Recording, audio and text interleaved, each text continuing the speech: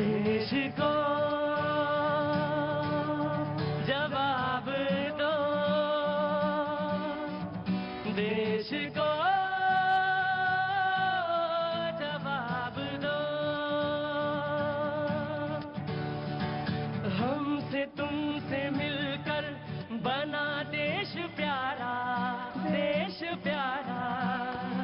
धर्म मजहब में ना यूं इसको बांटो, हमसे तुमसे मिलकर बना देश प्यारा, देश प्यारा। धर्म मजहब में ना यूं इसको बांटो,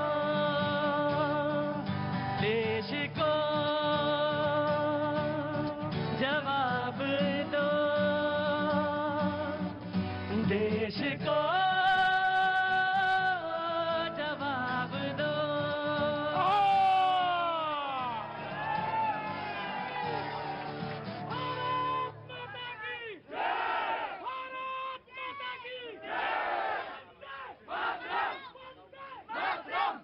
बहुत बहुत शुक्रिया, थैंक यू सो मच। बातचीत के इस सिलसिले को जोड़ने के लिए एक बार फिर मैं यहाँ पर कैनॉट प्लेस में मौजूद हूँ। देश को जवाब दो में आप सभी का बहुत बहुत स्वागत है। मुश्किल हो रही है थोड़ी सी ना, कोई बात नहीं, थोड़ा एडजस्टमेंट कर लीजिए। बहुत बहुत शुक्रिया। कहाँ से आई हैं आप? दिल्ली से। दिल्ली से हैं? दिल्ली में कहाँ से? दिलशाद गार्डन। दिलशाद गार्डन से इधर आना हुआ था कैनॉट प्लेस। बहुत अच्छी बात है, बहुत बहुत शुक्रिया, थैंक यू सो मच। आप कहाँ से हैं? बीकानेर। राजस्थान, क्या बात है, बहुत बहुत शुक्रिया, थैंक यू सो मच, बहुत बहुत शुक्रिया। बातचीत के सिलसिले को मैं शुरू करूंगा। आज सैटरडे, शनिवार का दिन बेहद कैनॉट प्लेस में भरा होता है और आज बातचीत के सिलसिले। आज मैं एक बात और कहना चाहता हूं, मुझे लग रहा है इधर कम भीड़ है, इधर ज्यादा भीड़ है आज। बहुत बहुत शुक्रिया, मुझे अच्छा लगता है जब तमाम सारे लोग बोलने के लिए आते हैं या बोलने के लिए मौजूद रहते हैं। आज कुछ लोग नए लोग शुरुआत भी करेंगे यहाँ से कैनॉट प्लेस से, मुझे बहुत अच्छा लग रहा है। मैं सबसे बातचीत करना चाहता हूँ, 2-4 मिनट सबसे बात करूंगा and then will come to the panel. जी, कहाँ से हैं आप? ठीक, शुक्रिया। कहाँ से हैं? बॉम्बे। बॉम्बे से, बहुत अच्छी बात, आगे आइए। तो हाँ, तो कैसे आना हुआ इधर दिल्ली? एक्चुअली बस अभी शिफ्ट। भैया हल्ला मचाएंगे अगर आप तो मैं बंद कर देता हूँ, प्लीज। मैं दूसरी बार वार्निंग नहीं देता हूँ जी। तो मुंबई से कैसे आना हुआ आपका? लास्ट वीक ही शिफ्ट हुए हैं एंड अगर आपको याद हो मैं कल आपसे हनुमान मंदिर में मिली थी। अच्छा, हनुमान मंदिर में?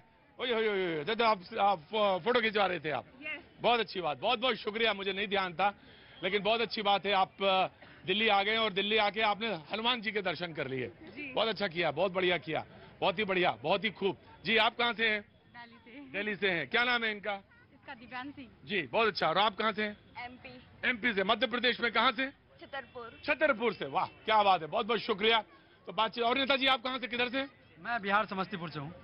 अच्छा, तो पहना बाद में कुर्ता या अभी शुरुआत से पहन लिया था? ना, शुरुआत से पहन लिया। जानना बहुत जरूरी था कि कुर्ता बाद में पहना या शुरुआती से पहन लिया, बहुत अच्छी बात है। अच्छा, आई सपोर्ट CA NRC, क्या बात है, क्या नाम है आपका? नमस्कार, विजय राष्ट्रवादी। विजय? राष्ट्रवादी। विजय? राष्ट्रवादी। नहीं सुना ही नहीं पड़ा, विजय राष्ट्रवादी। वाह, गजब है भाई कैनॉट प्लेस। तरह तरह के लोग, बहुत सारे लोग, मुंबई से, कोई राजस्थान से, विजय राष्ट्रवादी। और बेटा आप कहाँ से हो? महाराष्ट्र। महाराष्ट्र में कहाँ से? वर्धा महाराष्ट्र। वर्धा। वर्धा, जी एक मिनट मैं आ रहा हूँ, बातचीत करूंगा, हल्ला मचाएंगे तो दिक्कत होगी। वर्धा महाराष्ट्र से। जी हाँ बताइए, कहाँ थे? हो तो तुम भी, मैंने कहा मना किया कि तुम नहीं हो? तुम्हारा होना, तुम्हारा वजूद इस बात पे टिका हुआ है कि तुम्हारे माँ बाप ने और तमाम सारे लोगों ने जो तुम्हें इस दुनिया में लाए हैं उस पर टिका हुआ है, समाज पर। हल्ला मचाओगे तो मैं प्रोग्राम बंद कर दूंगा आज, बता रहा। तो वहां बताओ क्या कहना है?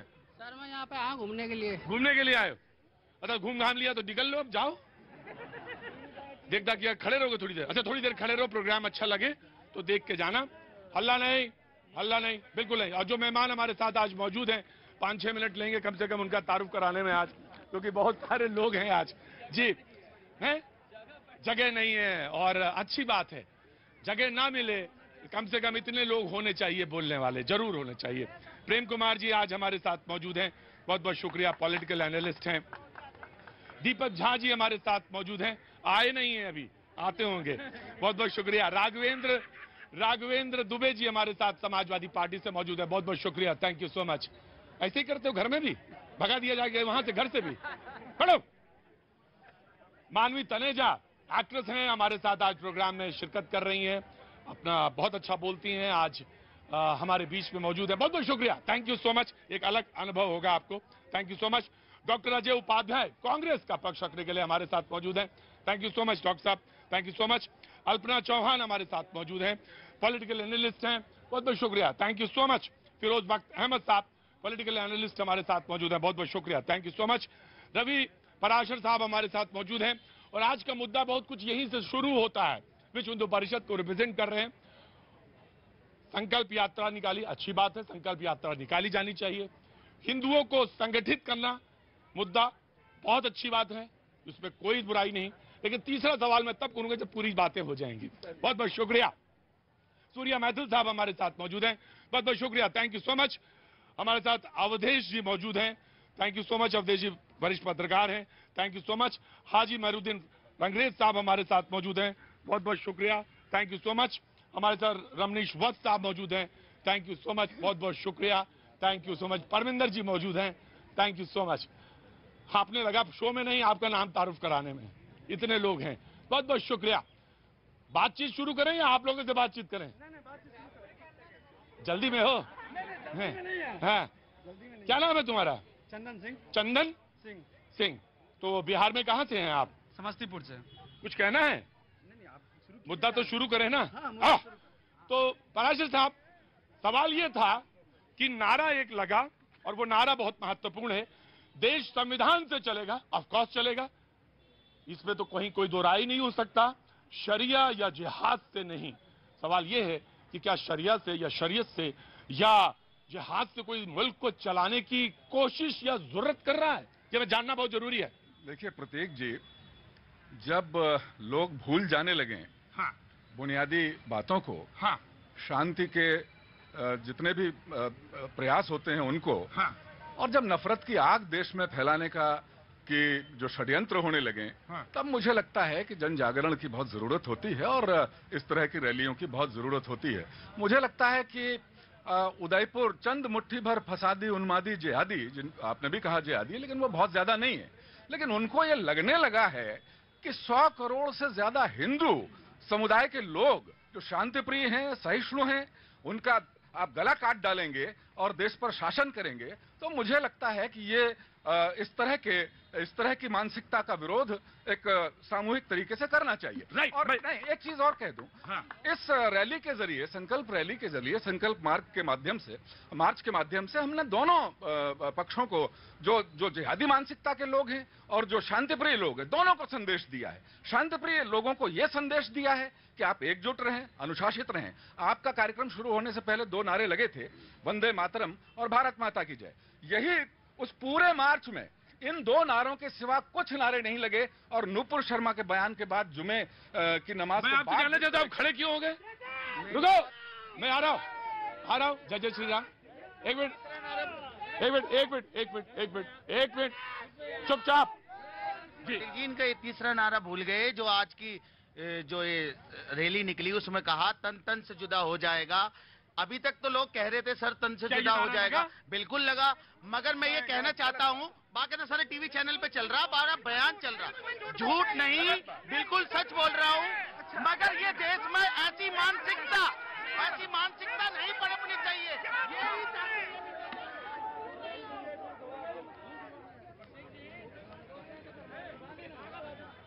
हाँ, चुप, एक मिनट, 1 by 1 बोलेंगे। मैं पराशर जी की बात पूरी ध्यान से सुनी। मैं नहीं, एक मिनट रुको, सुनो। गुप्ता इधर देखिए, वो इसलिए आए हैं कि आपके ऊपर हावी हो, और आपका मतलब ये है सब्र के साथ खड़े रहे। मुझे मालूम है कौन कितना राष्ट्रवादी है। प्लीज, वार्निंग दे रहा हूं तुमको मैं। जी जनाब जी। हाँ। ऐसे बयानबाजी जो मैं तुमसे कह रहा हूं, उधर मत ध्यान दो। सुनाई नहीं दिया तुम्हें? वो चाहता यही है डिस्टर्ब करना। जी प्रतीक जी, मैं ये कहना चाहता हूँ कि कोई ये कट्टरता जो है ये दोनों ही समाज के कुछ लोगों में है, सारे समाज में नहीं है। मगर ऐसी कट्टरता जो हो रही है इस देश में, ये देश के लिए नहीं, ये हमारे लिए भी खतरा है और देश के लिए भी खतरा है। तो जो भी ऐसी बयानबाजी करता है या कोई भी झूठी मतलब अपने आप की पब्लिसिटी करना चाहता है, ऐसा बयान कर कर मीडिया में आना चाहता है, ऐसे लोगों के खिलाफ कानून अगर सख्त कार्रवाई करे, मगर कानून टारगेट कर कर कानून कार्रवाई ना करे। जब राजू दास महंत जी कहते हैं कि गर्दन काट दी जाएगी, सर तन से जुदा हो जाएगा, आज एक महंत ने कहा जंतर मंतर से कि सर तन से जुदा हो जाएगा, तन तन से जुदा हो जाएगा, तो ये मानसिकता इस देश में नहीं चलेगी। राइट। सवाल ये है, मैं आ रहा हूं, ऑफ कोर्स आ रहा हूं, मैं आऊंगा, आपके पास आऊंगा, जरूर आऊंगा, लेकिन मैं एक बात बहुत गुजारिश करना चाहता हूं ना, बहुत चुपचाप खड़े रहना मेरे शो में, वरना अगर मन नहीं लगे तो चले जाना, मैंने किसी को बुलाया नहीं, बहुत चुपचाप खड़े रहना और मेरी निगाह उधर ही रहती है। जी, मैं फिर क्लैरिफिकेशन आपसे लेता हूं। वो नारे का इल्जाम लगाते हैं आप पे, वो नारे को क्लैरिफाई करिए।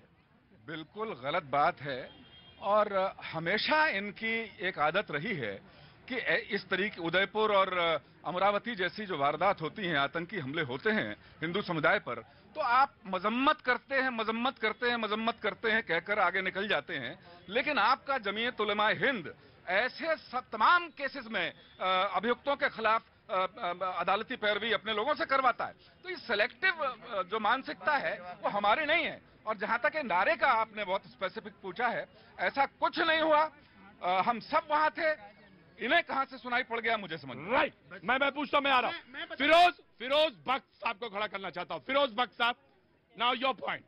जी देखिए, ऐसा है, मैं बतौर फिरोज बख्श अहमद बबांगे दहल ये बात क्लियर कर देना चाहता हूं, सर तन से जुदा का ना इस्लाम से कोई ताल्लुक है, ना मुसलमानों से कोई ताल्लुक है। और जो लोग सर तन से जुदा की आवाज लगाते हैं, मैं कहता हूं फास्ट ट्रैक्स उनके खिलाफ करिए और उनके सर धड़ों से अलग कर दीजिए, क्योंकि ये गैर इंसानी, गैर इस्लामी, नो डिस्कशन, एक मिनट, गैर इंसानी, गैर कानूनी, ये गैर इंसानी नारा है, ये इसका कोई मतलब नहीं है। और मैं एक बात और ऐड करना चाहूंगा, हिंदुस्तान जो है उसके बारे में prophet Muhammad peace be upon him, आपने ये कहा था हिंदुस्तान की जानिब से ठंडी हवाएं आती हैं। हिंदुस्तान एक दारुल अमन है, जैसा मौलाना आजाद ने कहा था, इसको हम दारुल अमन रहने देंगे। जो सर तन से जुदा की आवाज करेगा, हम फौरन उसके साथ वही सुलूक करेंगे जो वो दूसरों के साथ करना चाहता है। राइट, फिरोज बख्श साहब ने बोला। नाउ समाजवादी पार्टी, मैं आ रहा हूं, वन बाय वन, एक मिनट आ रहा हूं, खड़े रहो चुपचाप, सर सुनिए नहीं,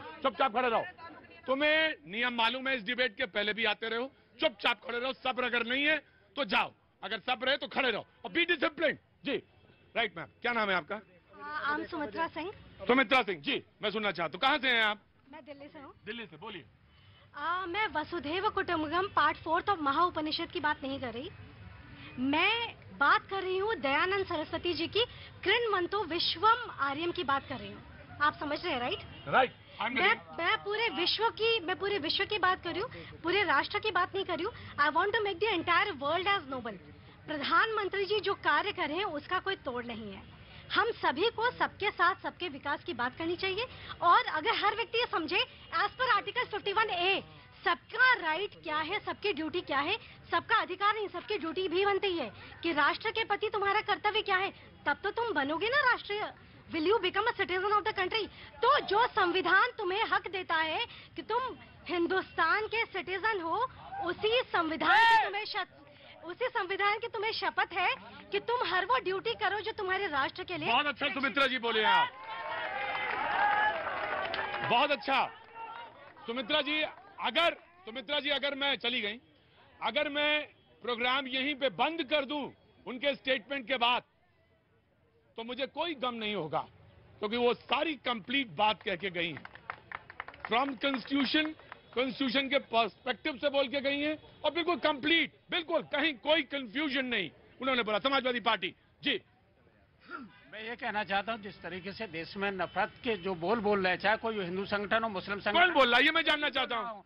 ऐसे लोगों के खिलाफ सख्त कार्रवाई होनी चाहिए। संवैधानिक पद जो संविधान के अनुसार हमारा देश चलता है, कि तमाम जो हमारे शहीद हुए हैं, उन्होंने इस दिन के लिए अपने प्राण कुर्बान नहीं किए थे, स्वतंत्रता की बलिवेदी पर अपने प्राणों का जो उपसर्ग किया था, वो इसलिए किया था कि हम सब मिलकर के देश की ताकत बनेंगे। आज जिस तरीके से हिंदू मुस्लिम अलग अलग लड़ने का काम कर रहे हैं, मैं कह रहा हूं कि सारे एकजुट होकर के कैसे इन लोगों के खिलाफ जो लोग देश में वैमनस्य फैलाना चाहते हैं, इनके खिलाफ लोग कहते हैं, मैं सवाल उलट के आपसे पूछता हूं, लोग कहते हैं कि सबसे ज्यादा परेशानी तो पॉलिटिकल पार्टी से है, तुष्टीकरण की नीति वहां से शुरू हुई, जिससे ये रिएक्शन है। आपका धारा प्रेम कुमार जी, मैं जोड़ना चाहता हूं, मैं कहता हूं दिवाली में अली बसे, राम बसे रमजान, ऐसा होना चाहिए अपना हिंदुस्तान, जहां किसी धर्म की कोई विषय न हो, सभी लोग मिलकर के काम करें देश को आगे बढ़ाने जी।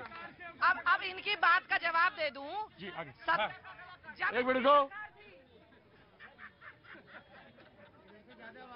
मुझे मालूम है कोई आदमी उस आदमी को रिएक्ट नहीं करेगा, सख्त अगर जो यहाँ खड़ा है, मैंने बहुत पॉइंट आउट कर दिया, उस आदमी को कोई रिएक्ट नहीं करेगा जो मैंने बोला, वो सिर्फ डिस्टर्बेंस के लिए यहाँ पे है।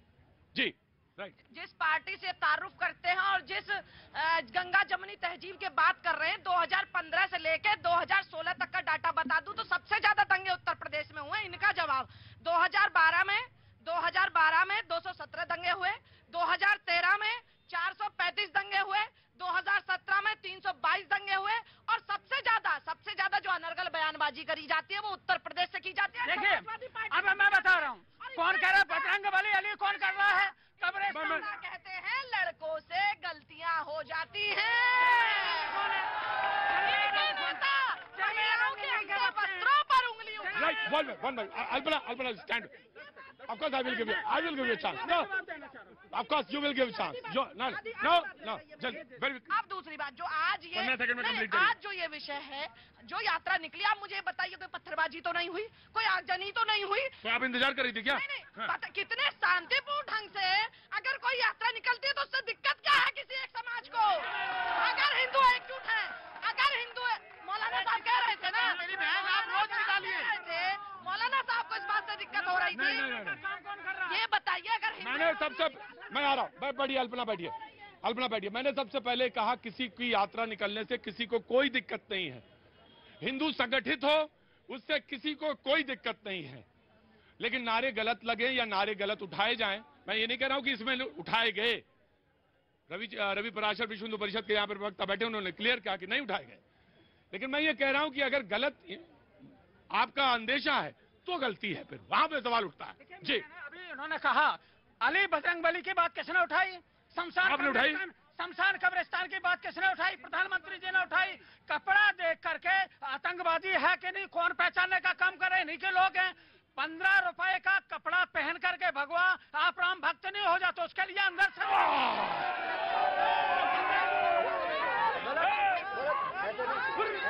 बड़े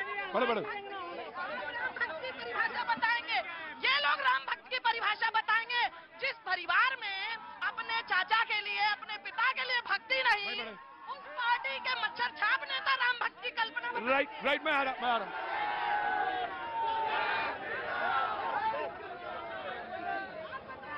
अरे बड़े राम भक्तों, एक मिनट सुनो मेरी बात please. Alpana sit down please. आप बैठिए, अल्पना बैठिए, आप भी बैठिए, जब तक नाम ना लूं तब तक मत खड़े। मैं दुबे जी, किसी को भी बोलने से पहले एक बात जरूर ध्यान रखना चाहिए कि किसको किसकी भावनाएं ठेस ना पहुंचे। बात 15 रुपए की नहीं है, बात दरअसल सवाल इस बात का है कि अगर कोई नाम लेता तो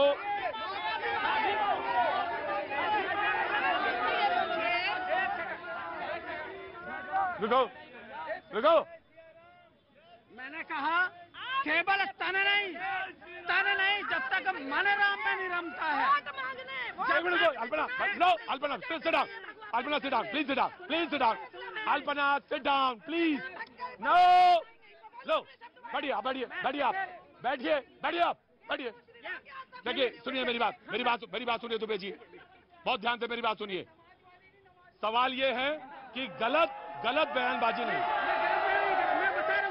जी कर रहा हूँ। हाँ। देखिए, जिनकी रही भावना जैसी प्रभु मुहूर्त ने देखी तैसी, अपने हिसाब से मैंने कहा था केवल तन रंगने से नहीं, जब तक मन राम के रंग में नहीं रंगता वो राम भक्त हो ही नहीं सकता। राइट।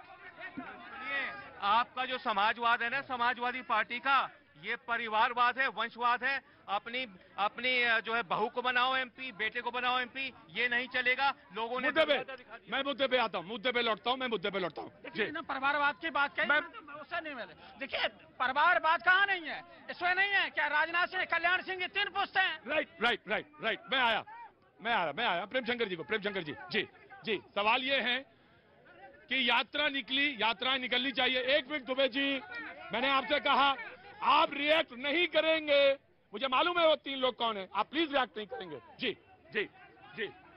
देखिए ये वक्त आया क्यों आया कि हमें यात्रा निकालनी पड़ रही है? 80-20 का समय क्यों आया? हमारे पैनलिस्ट सुन लीजिए भैया जी, हमारे पैनलिस्टों में कई कहा करते थे ओपन शो में हम लोगों को डर लगता है, वो कुछ एक समुदाय से होते थे।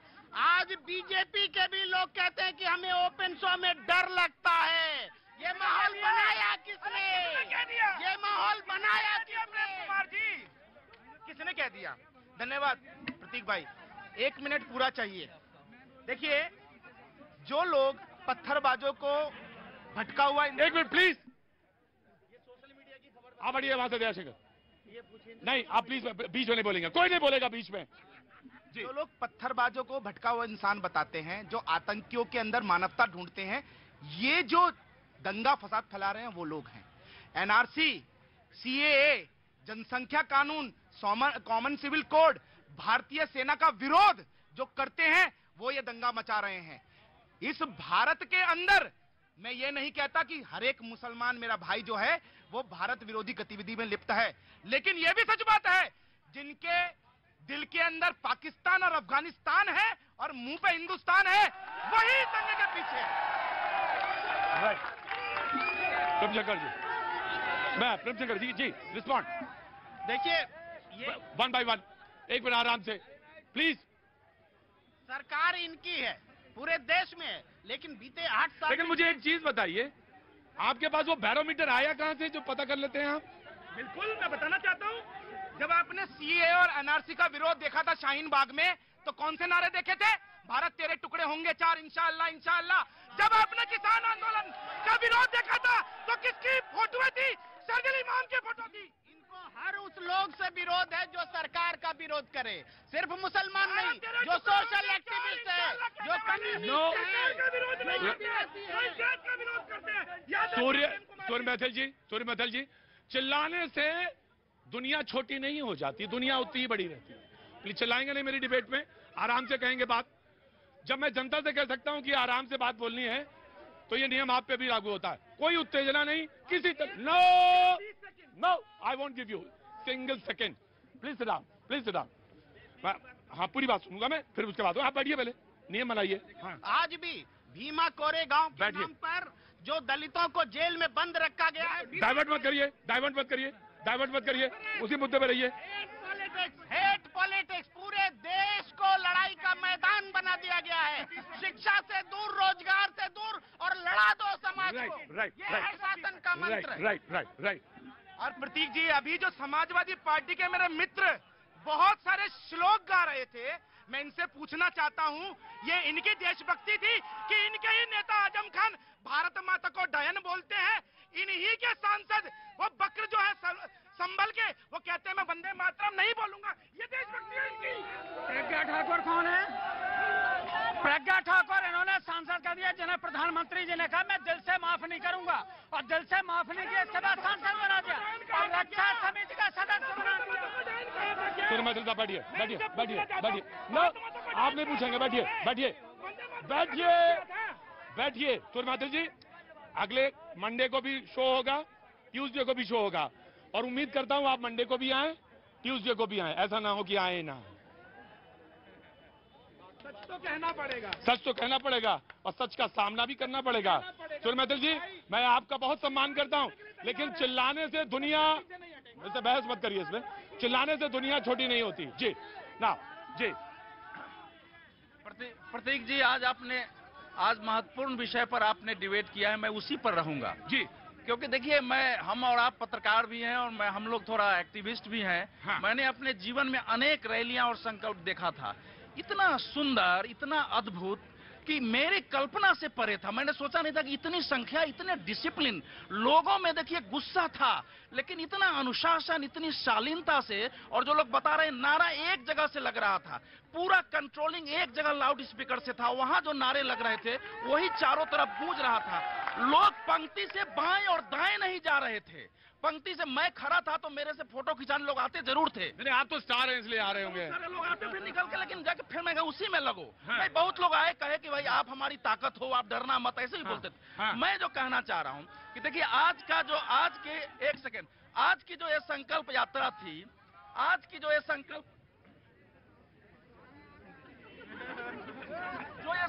यात्रा थी, इसमें एक सेकंड बाद में पूछ लीजिएगा, आप पूछ लीजिएगा आराम से, एक आराम से पूछ लीजिएगा।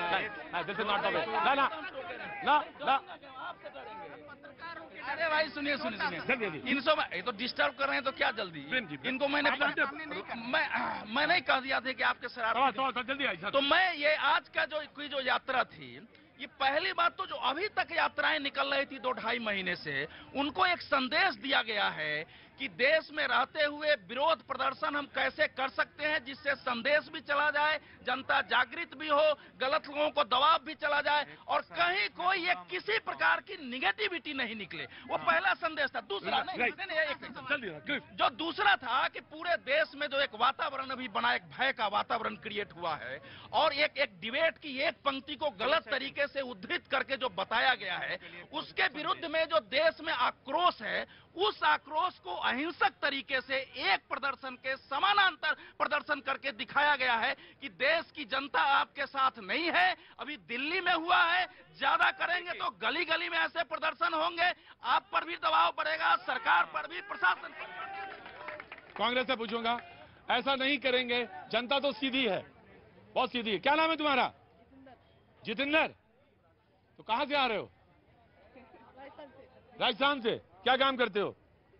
कुछ नहीं करते, पापा काम करते हो। तुम पढ़ते हो? हाँ तो बोला चाहिए ना पढ़ते हैं, हल्ला तो नहीं मचाते हो। मैं जानता हूँ हल्ला कौन मचाता है। जी जी, कांग्रेस को मैं ऑफकोर्स नो सर, मैं कांग्रेस को लूंगा सर। जी माफी के साथ। हेट स्पीच देश के लिए, समाज के लिए और सभ्यता के लिए कहीं से भी ठीक नहीं है। बिल्कुल नहीं, चाहे वो कोई भी हो। विजय वर्गीय का देखा होगा, क्या कैलाश वर्गीय क्या बोलते हैं, आपने देखा होगा गिरिराज सिंह क्या बोलते हैं, वो तो बड़े प्यार के शब्द बोलते हैं। कपिल मिश्रा से तो ज्यादा मीठा शब्द कोई बोलता ही नहीं। अनुराग ठाकुर ने इसी कराट प्लेस पर क्या क्या बोला, पूरा देश देखा। अब बात आती है जो संकल्प यात्रा ये निकाल रहे हैं, क्या इस देश में आज बेरोजगारों की फौज बढ़ी हुई है, उसके लिए कोई संकल्प यात्रा और संकल्प शक्ति है इस सरकार में? महंगाई से देश त्रस्त है, क्या कोई संकल्प यात्रा है?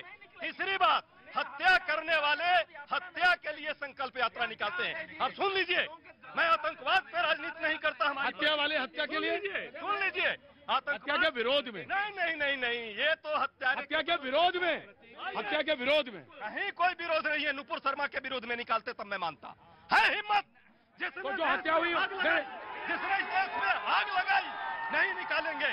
दूसरी बात, वो अटारी जो है भाजपा का कार्यकर्ता है, सरेआम देखा गया। वो कटारिया जो गृह मंत्री रहे हैं राजस्थान में, अभी भी विपक्ष के नेता है भाजपा के, उनके बेटे के फैक्ट्री में काम करता है और भाजपा का सरेआम कार्यकर्ता है। नहीं, 2 सेकंड और दीजिए, बहुत लंबा दिया है आपने। दूसरा, अभी पवित्र अमरनाथ यात्रा पर जो अभी काम अभी देख रहे थे, श्रद्धालुओं पर जो हमले की तैयारी हो रही थी, लश्कर तोयबा का 2 आतंकवादी पकड़ा गया, उसमें से एक आतंकवादी तालिब शाह। आप पता कीजिए कौन है वो भाजपा का कार्यकर्ता है। बाजी एक मिनट ना, मैं एक बात कहना चाहता हूँ। आरोप लगाइए, नहीं सर, आ रहा मैं आपको आ रहा, आरोप लगाइए, लेकिन मुझे मालूम है गलत, मुझे मालूम है, लेकिन आपके पास साक्ष्य होने चाहिए ना। अधिकारी है, मैंने लिया आपका। जी ऐसा है अजय जी, बात बहुत अच्छे तरीके से रखते हैं। देखिए, ये किसी का एक बीजेपी के नेता के साथ फोटो आ गया तो बीजेपी ने कहा उसको गला काटने के लिए। मैं कह रहा हूं कि वो कह रहा है, उसने कहीं बोला है, पूरे वीडियो में एक सेकंड, पूरे वीडियो में गला काटने वाले ने कहीं बीजेपी आरएसएस का नाम लिया है। वो कह रहा है कि नवी के अपमान के लिए गला काटे हैं, ये कह रहे हैं कि बीजेपी ने गला कटवा दिया है। तो ये देश में इस प्रकार की भाषा कैसे चलेगी? राइट दीपक, देखिए, मैं चिल्लाऊंगा नहीं, क्योंकि मुझे आवाज सीखने से मुझे अपनी आवाज बड़ी नहीं करना। जो आपने बोला, मैं बड़ी विनम्रता के साथ अपने धर्म की बात करूंगा। मेरा धर्म मुझे दूसरों की गाली देने के लिए नहीं सिखाता। आपको समझना पड़ेगा देवी देवताओं कहाँ हैं। न देवो विद्यते काष्ठे, न पाषाणे न मृण्मये, देवो विद्यते भावो तस्मात् भाव। कारण आपको समझना पड़ेगा। राइट। देखिए प्रतीक जी, अभी कांग्रेस के जो प्रवक्ता उन्होंने कहा कि हेट स्पीच से माहौल खराब हुआ। इस देश के अंदर पिछले 60 सालों में 100 से ज्यादा सरकारें इन्होंने बर्खास्त कर दी, देश के अंदर आपातकाल लगा दिया। इनके ही प्रधानमंत्री राजीव गांधी जी ने क्या कहा था कि जब एक बड़ा पेड़ गिरता है तो भूकंप आता है। ये हत्याओं को वक्त एक छोटे से ब्रेक के बाद मैं आप ही से शुरू करूंगा। जवाब दो देश को।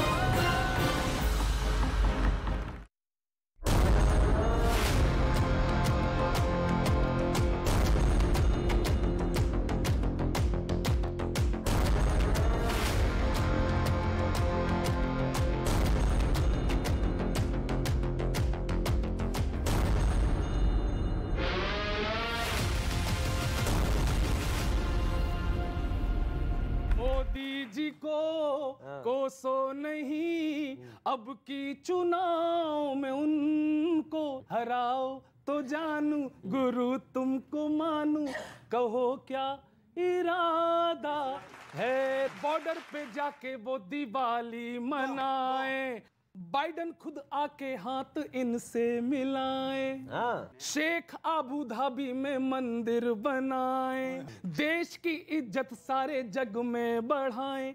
तुम भी ना थोड़ा सा गर्व कर लो। विपक्षी बोले नहीं रे नहीं रे नहीं रे नहीं रे।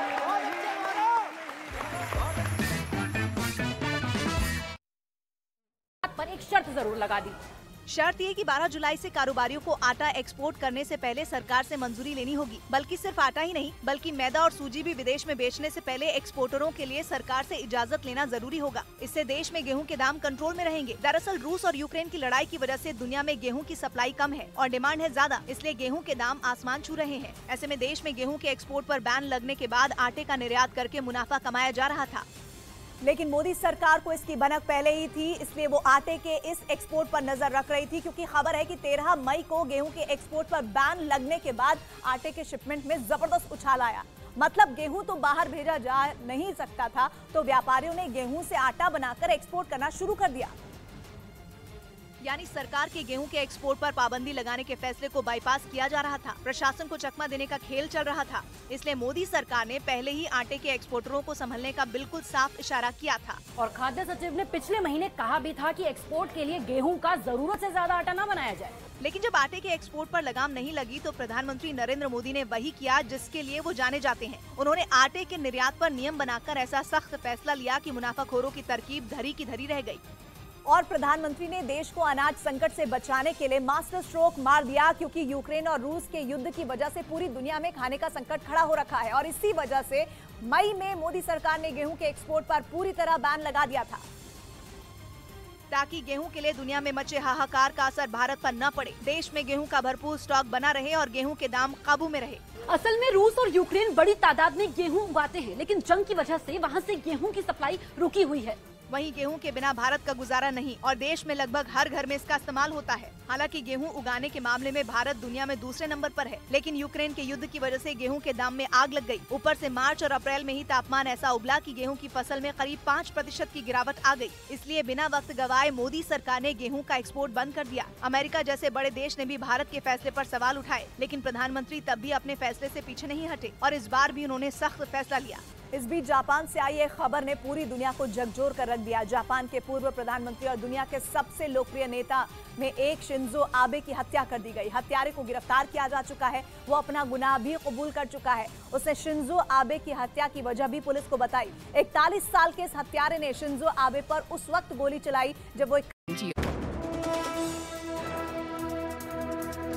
श्रीलंका में राष्ट्रपति भवन में घुसी हजारों की भीड़। श्रीलंका के राष्ट्रपति गोटाबाया राजपक्षे के सरकारी आवास छोड़ने की खबर। आर्थिक संकट से जूझ रहे श्रीलंका में गहराया राजनीतिक संकट। अमरनाथ गुफा के पास बादल फटने से अब तक 16 यात्रियों की मौत, 40 से ज्यादा लापता। अमरनाथ नाले में भी तलाश तेज, 15,000 से ज्यादा यात्रियों को पहुंचाया गया सुरक्षित जगह। तकरीबन 100 से ज़्यादा जो हैं वो इंजर्ड को इवैक्यूएट कर लिया है।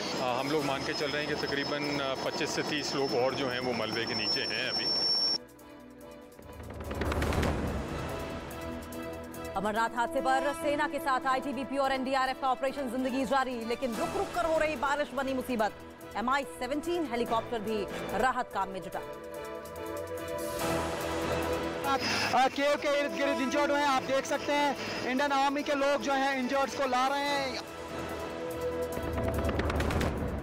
केदारनाथ में लगातार हो रही बारिश, प्रशासन ने एहतियातन रोकी केदारनाथ धाम की यात्रा।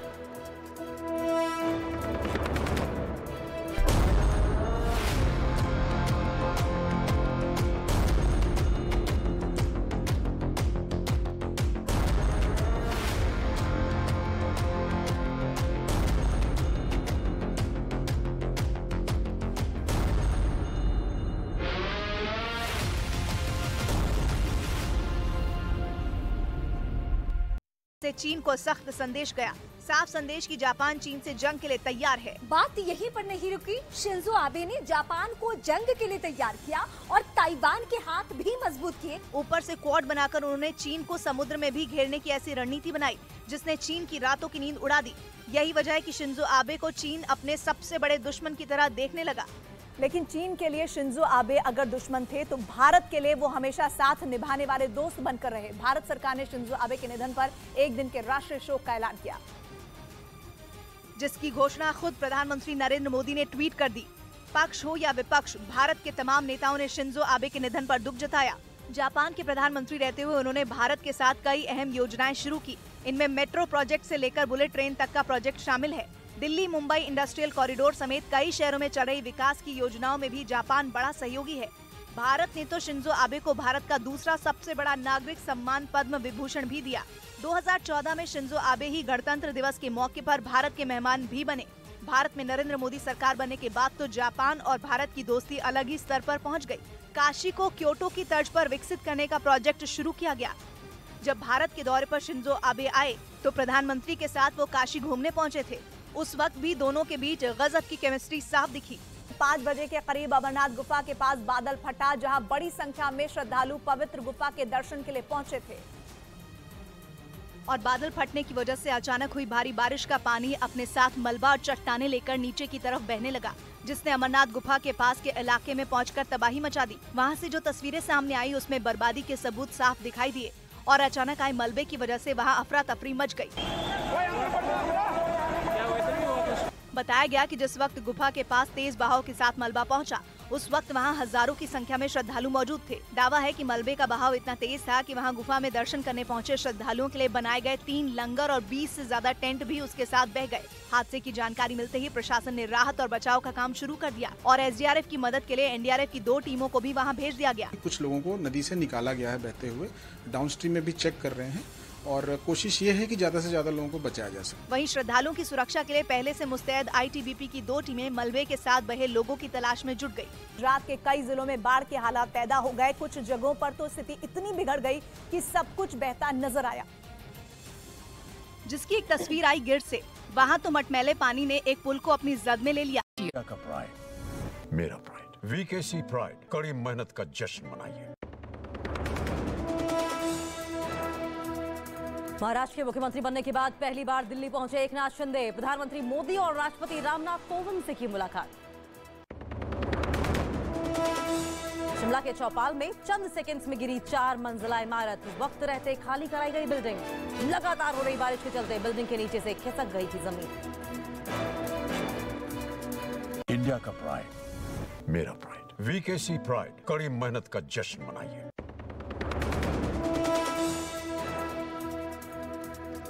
मूसेवाला मर्डर केस में हथियार सप्लाई करने वाले संदीप काले को 3 दिन की पुलिस रिमांड। न्यूज 18 ने किया था साजिश में संदीप कालो की भूमिका का पर्दाफाश।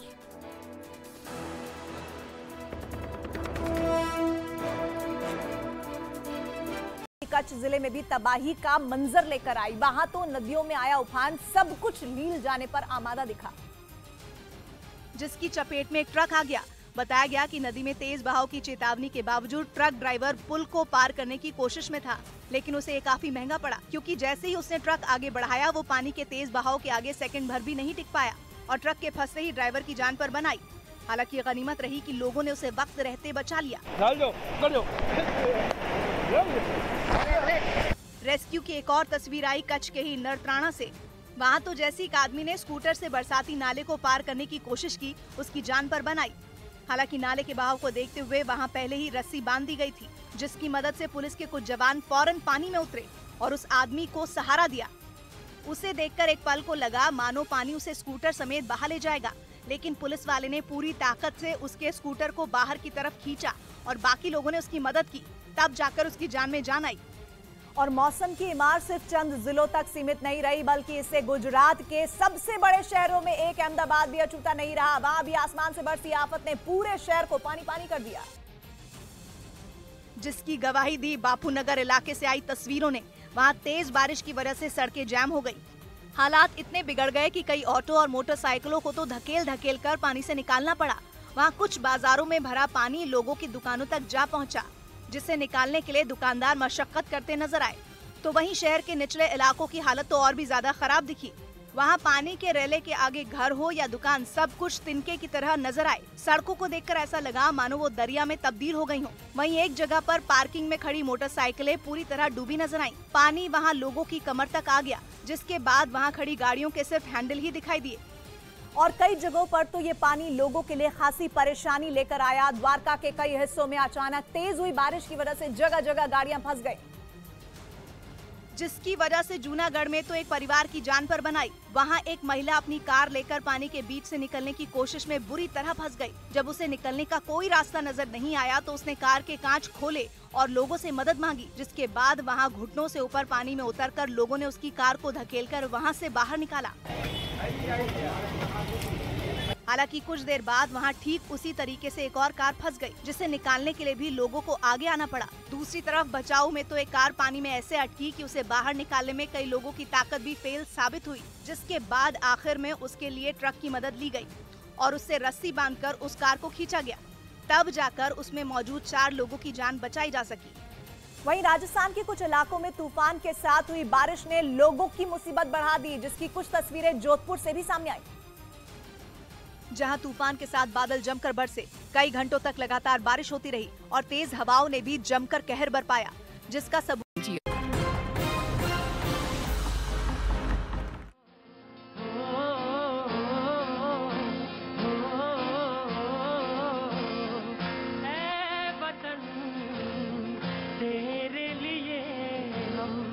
अपनी जान लुटा देंगे, ऐ वतन तेरे लिए हम अपनी जान लुटा देंगे, है कसम तेरे लिए हम जो न किया कर जाएंगे।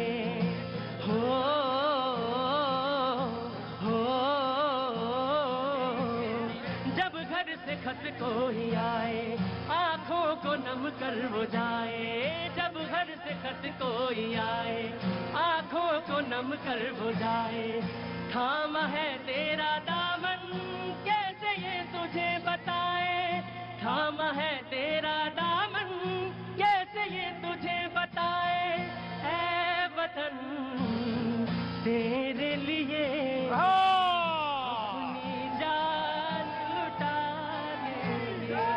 बहुत बहुत शुक्रिया, थैंक यू सो मच, बहुत बहुत शुक्रिया। आज बहुत दिनों बाद लग रहा है कि आज मैं शो कर रहा हूं, क्योंकि जब तक 2, 4, 5, 6 बाल्टी पसीना गिर ना जाए मेरा, तब तक समझ में नहीं आता कि शो मैंने किया है। बहुत बहुत शुक्रिया। आप तमाम सारे लोग आते हैं बातचीत के सिलसिले को जोड़ने के लिए, बातचीत करते हैं। ये प्लेटफॉर्म वो प्लेटफॉर्म है जिसमें आप अपनी बात अपने तरह से रखते हैं, तो कोई बंदिश नहीं है, लाइव प्रोग्राम है, आप जो कहना चाहते हैं वो बात आप रखते हैं। लेकिन मैंने हमेशा एक गुजारिश करी है, एक बात हमेशा कही है कि सामने वाले को जब बोलें तो उसकी फीलिंग का जरूर ध्यान रखें। हर्ट मत करें। और आज का मुद्दा भी यही है, कुल मिला के देखें तो मुद्दा यही है, इसी पे बातचीत का सिलसिला जुड़ना है। कहां से आ रहे हैं साहब, कहां से हैं आप? आजमगढ़ से ना? आजमगढ़ काफी है, यूपी कहने की जरूरत ही नहीं है। क्या नाम है आपका? गौरी शंकर यादव। गौरी शंकर यादव। तो आपने तो कमाल ही कर दिया इस बार, है ना? हार गए वो समाजवादी। बहुत बहुत शुक्रिया। नहीं नहीं नहीं नहीं, ये बात सिर्फ मुझे कहने का हक है और कोई नहीं कह सकता। बहुत प्रेम करता हूं, बहुत बहुत शुक्रिया। कोई बात नहीं, ये जनता जनार्दन होती है, कभी उसी ने जिताया था उसी ने हराया, कोई बात नहीं। जी जनाब, क्या बोलना चाह रहे थे? सर हमें बोलना चाह रहे हैं कि अभी सपा नेता सर ने बोला कि 15 रुपए का भगवा लेके हिंदू बनते हैं। हाँ। तो सर ये आप अपनी बात बोलिए अपने तरीके से, आप अभी भावनाओं को हम क्यों आहत कर रहे हैं? हम बोलें कि 15 रुपए की टोपी पहन के मुस्लिम पर दावा करते हैं तो बुरा नहीं लग जाएगा सर?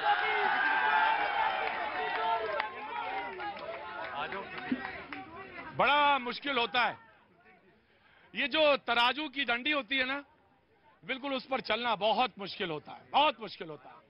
बेहद ईमान के साथ आपको ध्यान रखना पड़ता है कि आप कोई बात ऐसी मत बोलिए जिससे दूसरे की फीलिंग हर्ट हो। मैंने तमाम लोगों को आज बुलाया है बातचीत के सिलसिले को जोड़ने के लिए। मैं चाहूंगा कि वो बोलें, वो लोग अपनी बात रखें, नए गेस्ट हो, पैनल में नए लोग आए, नए तरह से बात करें। मैं आपका परिचय जानना चाहता हूं। आपका? विजय राष्ट्रवादी। विजय राष्ट्रवादी जी। मैं ये चाहूंगा कि जी हर हर महादेव। आप ढंग से नहीं लगा पाए।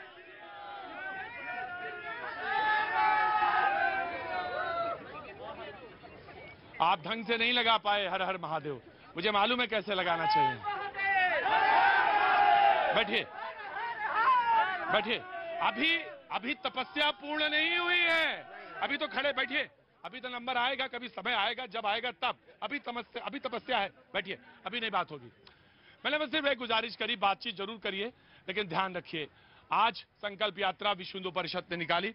मैं जी विश्व हिंदू परिषद के लोग थे उनका स्टेटमेंट है। अरे नहीं आपने डू नॉट डिस्टर्ब। जी जी, वो विश्व हिंदू परिषद का नहीं था। जितने हिंदू संगठन हैं हिंदुत्व के बारे में जो बात करते हैं, सब एकजुट हुए थे। हाँ। तो अकेला, इसीलिए मैंने कहा कि जो नारेबाजी वगैरह की बात कर रहे हैं आप, उसका विश्व हिंदू परिषद से कोई लेना देना नहीं जी, ये स्पष्ट होना चाहिए। ठीक है। सवाल ये भी हुआ कि दरगाह में जो चादर भेजी जाती है वो ना भेजी जाए, ये भी आया बात, ये भी मसला आया। क्यों? मैं जानना चाहता हूं क्यों। देखिए, बहुत कंटेम्प्रेरी जवाब तो ये है कि जब दरगाह का कोई चिश्ती इस तरह से गर्दन उतार के लाने वाले को घर नाम कर दूंगा और एक से पूरे को नाप देंगे, नहीं, गलत है। इस तरीके के संदेश नहीं जाने चाहिए, मैं ये कह रहा हूं। लेकिन कई बार मैं जस्टिफिकेशन नहीं दे रहा हूं, मैं केवल एक सहज मानवीय प्रतिक्रिया जो है उसके बारे में बात कर रहा हूं। अंतिम तौर पर मैं जस्टिफाई नहीं करता इस तरीके की चीजों। राइट, मैं यही जानना चाहता था। वेट मानी तनेजा जी। देखिए, मैं सनातन धर्म से हूं और मैं हर रिलीजन को रिस्पेक्ट करती हूं, हर रिलीजन की। लेकिन जैसे अभी आपने देखा, काली की पोस्टर आई और लोग उसको रीट्वीट कर रहे हैं, उसको मैं सपोर्ट नहीं करती। मैं भी गलत मानता हूं उसको, बिल्कुल गलत मानता हूं। जो गलत है वो गलत है। आप किसी की भावनाओं को, किसी देवी देवता को आप इस तरह से प्रस्तुत करेंगे, बिल्कुल गलत है, मैं भी मानता हूं। लेकिन मैं कह रही हूँ, अगर चेहरे पे ही धूल हो तो आप आईना क्यों साफ कर रहे हैं? ये सोसाइटी ही है जो बोलती भी है और देखती भी है। अब पीके मूवी का उदाहरण देती हूँ मैं। पीके मूवी को किसने हिट किया? ये सोसाइटी के जितने लोग आपके आए हुए उन्होंने हिट किया। क्यों हिट किया? 500 रुपए से लेके 1000 रुपए तक की टिकट है, क्यों लेके? आपके सेंटिमेंट्स हर्ट हो रहे हैं ना, क्यों देखने जा रहे हैं भाई? आप उसको हिट कर रहे हैं, एक तरफ बोल भी रहे हैं और एक तरफ आप कह रहे हैं कि वो ऐसी चीज रिलीज। दोहरे मापदंड के सोसाइटी में बहुत सारे लोग इस तरह होते हैं। कहता हूँ अभिव्यक्ति की स्वतंत्रता के नाम पर आप सुनने दीजिए। अभिव्यक्ति की स्वतंत्रता के नाम पर कोई किसी के धर्म का अपमान नहीं कर सकता, ये सभी के लिए लागू है। मैं तो ये कह रहा हूँ कि भगवान राम जो है, हमारे मर्यादा पुरुषोत्तम भगवान राम, वो तो प्रेम के कड़वा के सागर हैं और उनसे सबको सीखना चाहिए। राम ही केवल प्रेम प्यारा और जान ले जो जानन हारा। जो भगवान राम से सीखेगा नहीं तो वो क्या करेगा? समाज में उन्होंने कितना बड़ा संदेश दिया, क्या अपने साथ भील, खोल, किरात, बानर, सब भालू, सबको साथ लेकर के जिस तरीके से उन्होंने राम राज चलाया। बहुत अच्छी बात है, बहुत अच्छी बात है। समाजवादी पार्टी के प्रवक्ता ने बड़ा अच्छा उदाहरण दिया और अक्सर मैं अपनी डिबेट में वो रामचरितमानस की लाइन, वो पंक्ति कोट करता हूं राम ही केवल प्रेम प्यारा, जान ले सो जानन हारा। लेकिन होता क्या है, हम ना तो जानना तो दूर है, उसके आसपास भी फटकना नहीं चाहते। हम अपनी तरह से चीजों को इस्तेमाल करते हैं और फिर बात इस पर करते हैं कि कैसे ठीक हो। अरे हम ही ने आग लगाई है और हम ही पूछते हैं कि कैसे ठीक हो। क्या नाम है बेटा तुम्हारा? मेरा नाम मिर्जा साद बेग है। हाँ। मैं आपसे ये क्वेश्चन कुछ पूछना चाह रहा हूँ कि आप जो ये डिबेट करवा रहे हो उसका मोटिव क्या है? इक्वेलिटी प्रमोट करना? हाँ। और जिस तरह से आप ये डिबेट करवा रहे हैं, मुसलमान को टोपी पहना के उधर वो डिबेट कर रहे हैं, हाँ। उधर वो हिंदू टीका लगा के वो डिबेट कर रहा है। वेट अ मिनट, हिंदू जो है वो हिंदुइज्म को फेवर कर रहा है, मुस्लिम है वो मुस्लिम को फेवर कर रहा है। इतनी देर से डिबेट चल रही है, यहाँ कोई इक्वेलिटी की बात हुई? मैं तुम्हारा सवाल का जवाब देना चाहता हूँ। दिल्ली रियोट्स हुए, अगर आपको इक्वेलिटी प्रमोट करना है, आपको ऐसी बातें बताना चाहिए कि मुसलमानों ने हिंदू को अपने घरों में बचाया जिनकी छोटी सोच थी, हिंदुओं ने मुसलमानों को अपने घर में बचाया जिनकी छोटी सोच थी। कि वेट अ मिनट, तुम ही बोलोगे, कोई नहीं बोलेगा। तुम नहीं जवाब दोगे, जवाब किसको देना ये मैं तय करूंगा, आप चुप रहेंगे। जी, बेसिकली मेरा पर्पस जो ये है कहने का, अगर हम इक्वेलिटी प्रमोट करना चाहते हैं तो हमारा जो मेन फोकस होना चाहिए वो इक्वेलिटी की बात पे होना चाहिए। क्या नाम है आपका? मेरा नाम मिर्जा साद बेग। मिर्जा साद बेग, एक मिनट को। मिर्जा साद बेग, क्या काम करते हैं आप? I am education, currently I am pursuing BBA, right. एक मिनट प्लीज, नो, बैठिए, आप अभी बैठिए। सब नहीं, तुम दे सकते हो, मुझे मालूम है। नहीं, चुप, नहीं, ना, तुम नहीं सवाल दोगे, जवाब मैं दूंगा। मिर्जा शाद बेग साहब, बहुत सवाल ये है कि आपने पूछा कि इस डिबेट से फायदा क्या है पूरे हिंदुस्तान में। मुझे नहीं मालूम आपकी उम्र क्या है, लेकिन लगभग 18 बरस हुए, 17-18 बरस हुए, और आपकी मुश्किल से महज 23-24 साल उम्र, 20 साल। 17 बरसों से मैं ऐसी डिबेट कर रहा हूं, 17 बरसों से, यानी आपकी पैदाइश से 3 साल बस कम। कोई बात नहीं। और मैंने लगभग इन डिबेट्स में एक ही बात कही है कि कैसे भाईचारा और अमन पैदा हो। मकसद मेरा ये रहा है। रास्ते हो सकते हैं कभी कभी गलत हुए हों, मैं नहीं मानता, मैं परफेक्ट अपने को कभी नहीं मैंने कहा। चुप रहना, नहीं भगाऊंगा यहां से। गलत सुना नहीं। आप सुनिए, तुम्हारे बाप की उम्र का हूं, पर इसे सुनने की कोशिश करिए। और ये सिर्फ जहन में पैदा कर लिया कि घर से चले हैं तो सिर्फ यहां पे टोपी लगा ली, ऐसे ही देखेंगे तो ऐसे ही देखेंगे, ये गलत है। हो सकता है किसी जगह, किसी चौराहे पे, किसी गली के नुक्कड़ पे कोई बताने वाला मिल जाए, तो बेहतर है कि सुना भी जाए।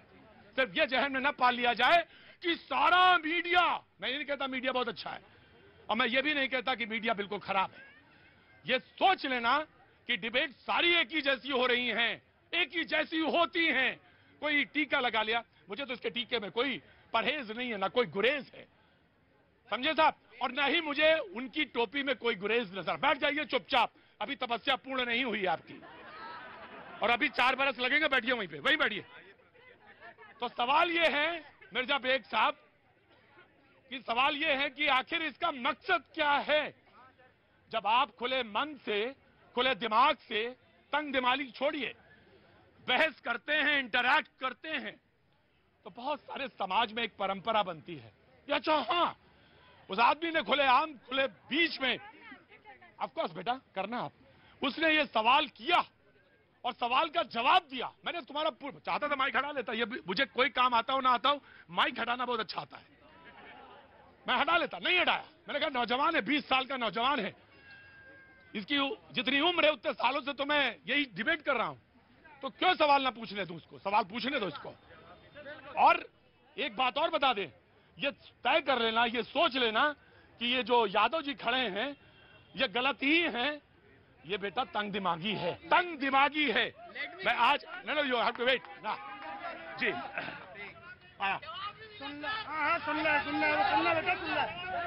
तुम्हारा जवाब मिर्जा बेग देंगे जी। हाँ सर, मैं एक्चुअली बोलना चाहती हूँ, जैसे वो बोल रहे थे ना कि कैसे वो टीका लगाए हैं, टोपी पहने हैं, तो ऐसे नहीं होना चाहिए। नहीं, वो अपने भगवान को मानते हैं, प्यार करते हैं, तो वो पहनना चाहते हैं, एक सिंबल है उनका, जो पहने। ब्रिटिशर्स थे वो तो सूट बूट पहन के आते थे, लेकिन सबसे ज्यादा हेट्रेड उन्होंने ही फैलाई है मुस्लिम और हिंदू में। तो वो तो टीका नहीं लगाते ना, वो टोपी पहनते, कुछ नहीं। लोग सूट बूट पहन के भी, सबसे अच्छे महंगे वॉचेस पहन के भी, अच्छे कपड़े पहन के भी लोग हेट्रेड फैला सकते हैं। सोफिस्टिकेटेड तरीके से हेट्रेड फैलाते हो। कभी किसी के ड्रेसेस या उनके सिंबलिज्म पे नहीं। मैं तुम्हारा नाम जानना चाहता हूँ। यशी वाजपेयी। यशी वाजपेयी, मैं एक बात और कहना चाहता हूँ। मैंने कहा तुमसे बहुत ध्यान से, मैं तुम्हारे से कोई वो नहीं है मेरा, सिर्फ एक बात कि इस शख्स में जो कि ये सिक्योरिटी गार्ड है, इसकी टाई की नॉट थोड़ी सी इधर है, इसका मतलब ये नहीं कि इसका बच्चा अच्छा नहीं है और वो आईआईटी में नहीं आ सकता। इसका बच्चा भी आईआईटी में आ सकता है और इसका बच्चा ही आईआईटी में नहीं आ सकता है। ये हम में आप में सबसे ज्यादा बड़ा देशभक्त हो सकता है।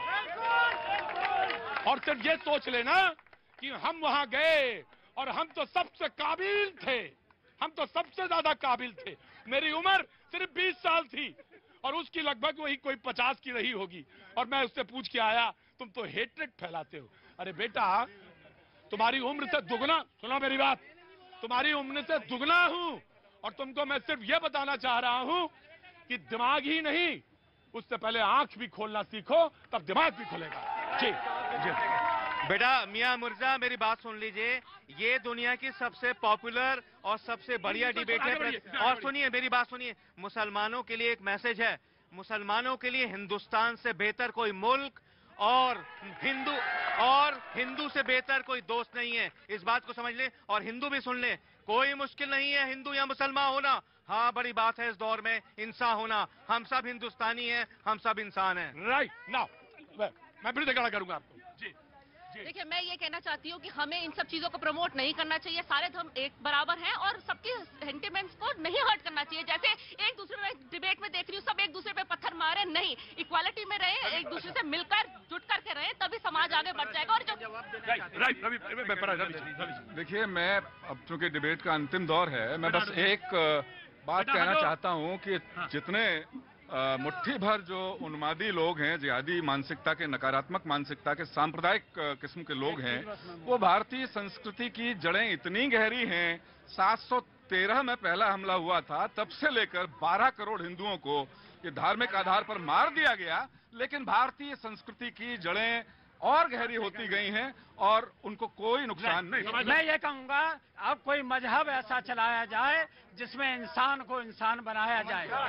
जी बिहार। जी बोलो।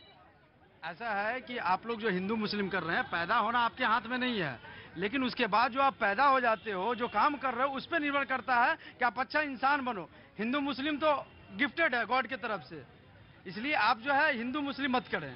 देखिए क्या बात है, टीका भी आपने लगा रखा है, लेकिन आपसे ज्यादा सेकुलर मुझे कोई नहीं मिला। सबसे ज्यादा सेकुलर इनसे ज्यादा कोई नहीं मिला। ऑफ कोर्स, राइट जी भैया जी। देखिए बुल्ले, मैं आपको अमन और शांति की बात है, चैन की बात है, ये सारी जिम्मेदारी जो है सिर्फ हिंदुस्तान में रहने वाले हिंदुओं की नहीं है, ये सारी जिम्मेदारी जो है मुसलमानों की, सबकी है। बुल्ले शाह, एकनाथ और तुकाराम, इन तीनों ने सबसे पहले गंगा जमनी तहजीब की बात करी थी, सबसे पहले ये शब्द वहीं लाए थे। लेकिन आज ये जो है मानस पटल पे पूरे विश्व की बात है जिम्मेदारी निभानी, और खास करके भारत में रहने वाले जितने भी हैं, जितने भी संप्रदाय रहने, सबकी जिम्मेदारी है। लेकिन ये जो आप देखें कि नफरत के पीछे ये इतने सारे सियासती लोग हैं। मैं आ गया। समाजवादी पार्टी अच्छा बोलोगे कि नहीं बोलोगे, कि हमेशा जहर बोलोगे? अच्छा बोलोगे ना? नजर नहीं है, नजारों की बात करते हैं, जमीन पर जाम तारों की बात करते हैं। कल तक हाथ जोड़कर बस्तियां लूटने वाले आज इक्वालिटी की बात करते हैं। ये समाजवादी पार्टी के मेरे प्रवक्ता जो हिंदुओं को कटवा रहे थे। हेलो, मैं पूछूंगा इससे, क्या नाम है? मेरा नाम नेहा चौधरी है, मैं हरियाणा से हूँ। और सर, मेरे को सेक्युलरिज्म को लेकर बोलना है कि हमारा इंडिया, हमारे 42nd अमेंडमेंट एक्ट 1976 में हमारे इंडियन कॉन्स्टिट्यूशन में एक वर्ड ऐड हुआ था, वो था सेक्युलर। हमारा देश एक धर्मनिरपेक्ष देश है, तो कृपया करके इस देश को मत बांटिए। हम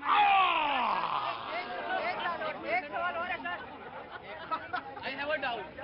You never doubt, and you fitted reply. You got a fitted reply. वो हमेशा रहेगा, बाप बाप रहेगा, बेटा बेटा रहेगा। वो हमेशा रहेगा, क्योंकि मैं दुनिया में तुमसे पहले आया, तुम दुनिया में बाद में आए। लेकिन तुमने जो कहा है वंडरफुल वंडरफुल वंडरफुल वंडरफुल, आज अभी बस सिर्फ इतना। ऐ वतन तेरे लिए